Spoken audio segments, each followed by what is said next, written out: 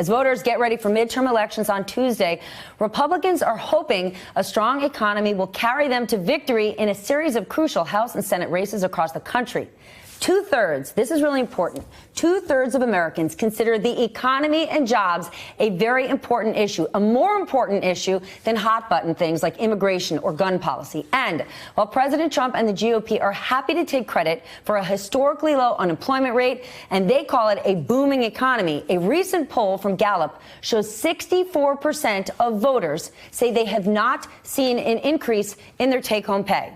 So where's the disconnect? Let's start with worker pay. Wages are just starting to rise after years of stagnation, up 3.1% over the last year. But here's the issue. Cost of living increases are eating that up. Much like the criticism of the Obama-era economy, it is not a booming economy for everyone. Republicans promised that their tax cuts would mean raises and more money trickling down to the middle class. But instead, companies are using those tax windfalls to finance massive stock buybacks that, as you recall, only benefit shareholders. And the president's recent promise, his new one that he just came out with, the new middle-class tax cut, it doesn't exist. It is nowhere to be seen. Meanwhile, more than half of Americans polled, that's 51%, say the tax cuts have not helped them financially. Republicans and President Trump should be focusing on the economy if you look at his big, beautiful data, but instead it's this.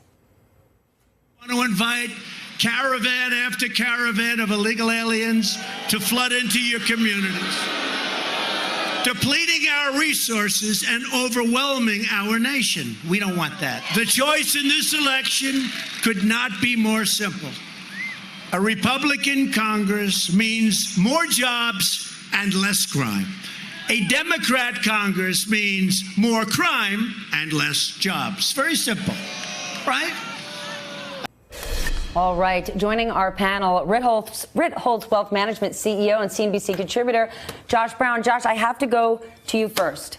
If you looked at the data, if you looked at the numbers, the jobs number, now the wage increase, GDP, that is what you would think Republicans and President Trump would be all over.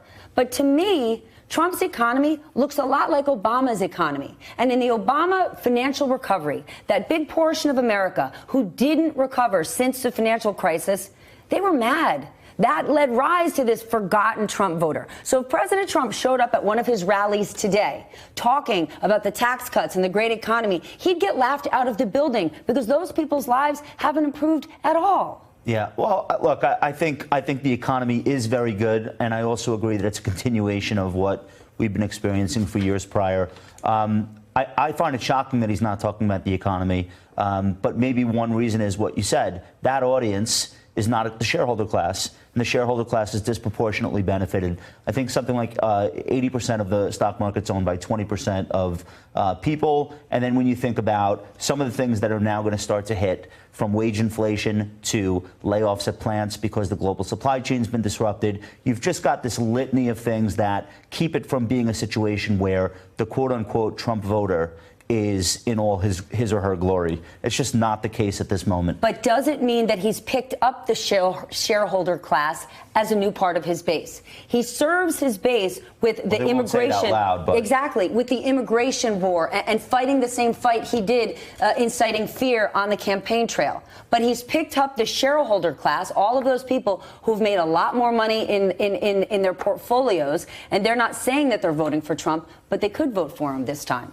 Well, I think when you look at the shareholder class as a class, the demographics of that class would suggest, when we look at the totality of the polling, that they're not single issue voters. They're not simply responding to the Dow Jones average. They're not looking at the portfolios. There are other issues that are weighing in, because where Trump is attritting support is from college educated Republican women in the suburbs who were very much part of that class. Now, Trump, when he goes to these rallies, the reality is the economic crisis in 2008, 12, 16, also in 20, but this election also, is what these voters see as politics defined by a lateral line with the people above that line, the shareholder class, that there's one set of rules for them, there's a different set of rules for everybody else. The people below the line, what they're saddled with on that tax cut are deficits approaching $1 trillion a year, interest rates rising, gas prices rising, the dislocation of jobs because of technological disruption continues uninterrupted. And so for all of it, the idea, and I think we'll hear a lot about it in 2020, is there a crisis in capitalism where the people who are benefiting from liberal markets, open markets, the trading system, are a small percentage at the top? Okay, but Steve, what you are plying us with are facts. And what President Trump is, Congressman, is an extraordinary salesman. So while President Trump stood on that campaign trail railing against Goldman Sachs, and then he surrounded himself by former Goldman Sachs partners in the White House. So while Steve might be right, consumer confidence, business confidence, big and small, are up. And President Trump sells a great story to these people. Yes, he certainly does. He also said he was going to drain the swamp, and the swamp has never been more murky. I think Josh is right. I think there are elements of the economy that are doing better, that are stronger. Of course, if you're talking about debt and deficits, he's just exploded them. If you're talking about income inequality, it's growing more severe. But here's the strategic issue that fascinates me in this campaign, Stephanie. I talk to my former colleagues in Congress who are Republicans every single day. You know what they say to me? Why isn't he talking about the economy? Why hasn't he been talking about this economy? He should be litigating this economy. He should be doing it in every speech. He should be doing it every day. And here's why he doesn't. Because he can't help himself. Because he can't, those words, caravan and fear and fake news, they are just sewn into his cheeks. He cannot stop saying those words. My guess is if he did stay disciplined on the economy, maybe some of those independent voters who are breaking for Democrats would be breaking for him in this final weekend. Even when he talks about the economy, though, it's in such hyperbolic terms and folk tales and things that are like, he literally in front of an audience said that U.S. Steel is going to open 6 plants in the next year. The actual number is 0. And we know this because when you're a publicly traded company, if you're making a material change to the business, you have to file it and say it. So it's 0 is the number. Maybe Don't 6 forget about the dance party we're having for Foxconn, forgetting that they never built their plant that they said they were going to in Pennsylvania and the subsidies years would have ago. been enormous anyway. Or the tax cut that he was going to pass, even though Congress was in recess. Okay, to that exact point, if the economy is what the president should talk up, he's making it up, saying that, oh, there's a middle-class tax cut coming when Congress isn't even in session. And even after this election, there is no means to pay for a middle-class tax cut. If the president had wanted to give corporations a smaller tax cut, he could have fed them and done a middle-class tax cut. But at this point, you know that's not happening. Just like they're not in talks with China before Tuesday on a trade deal. That was a flat-out lie that by 10 a.m. yesterday, you had seen White House officials saying, oh, no, we're not familiar with Stephanie, this is a president who said he was going to eliminate the national debt, and he added $1.5 trillion to it. I personally think he's going to be losing the shareholder class because he had the shareholder class in 2017. The shareholder class is uninterested in him at the moment. He's lost them in 2018. Because they got what they wanted? They got what they wanted. 35% down to 21%. They got that. Thank you very much. The stock market in 2018 has done basically nothing. It reached a high in January. It reached another small little high back one in August or something. And now it's absolutely flat. You don't think flat. he lost the small business owner because small business confidence is soaring. What I don't think he's lost them. What has the small business owner gotten from him? Deregulation. Deregulation is a huge positive. Some medium-sized banks have gotten deregulation, but small businesses have not gotten the kind of deregulation. The majority of small businesses in America are owned by aging white men. Let's just put that on the table. He may have already had small them, but they business didn't get owner anything confidence new from him. is soaring, continues to soar, even though now their hiring costs are going to go up, even though their funding costs at the bank are going to go up. And their tariffs are going to go up, which is a tax on all of them. I don't think he's lost that audience. Well, that's a different audience than the quote-unquote shareholder class, who I think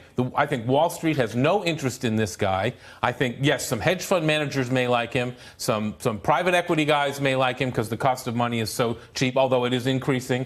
But I think Wall Street has said, hey, look, our clients got the tax cut that they wanted, 35 to 21.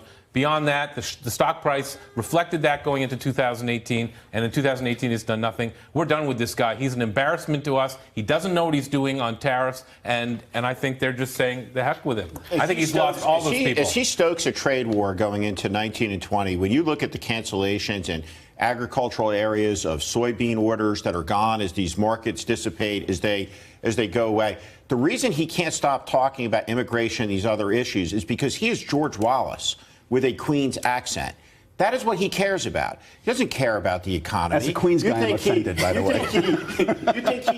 You think he cares about economic growth for working class people? This is a guy who went to Pittsburgh and talked Steve, about at Pittsburgh about how well he was treated or not. But Steve, people having money in their pockets matters more to voters than immigration does. Well, maybe. They say that, but it doesn't stir up the same emotions. It doesn't stir up the same emotions. And who has money in their pockets, by the way?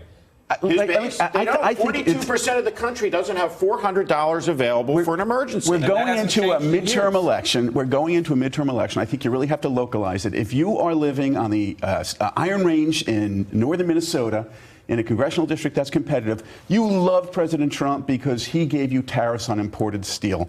But if you're living closer to the Twin Cities and you're a soy farmer, you're voting against President Trump in this midterm because of what's happened to soy.